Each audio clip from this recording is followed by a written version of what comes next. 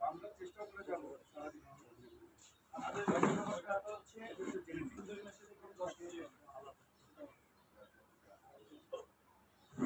চেষ্টা করবো আমরা একজন আমি যদি বলি যে একজন অভিনেতা 35-এর পরে তাদেরকে নিয়ে আপনারা তো এখন সংস্থা একটা পর্যায়ে আপনাদের জায়গাটা বুঝতে পেরেছেন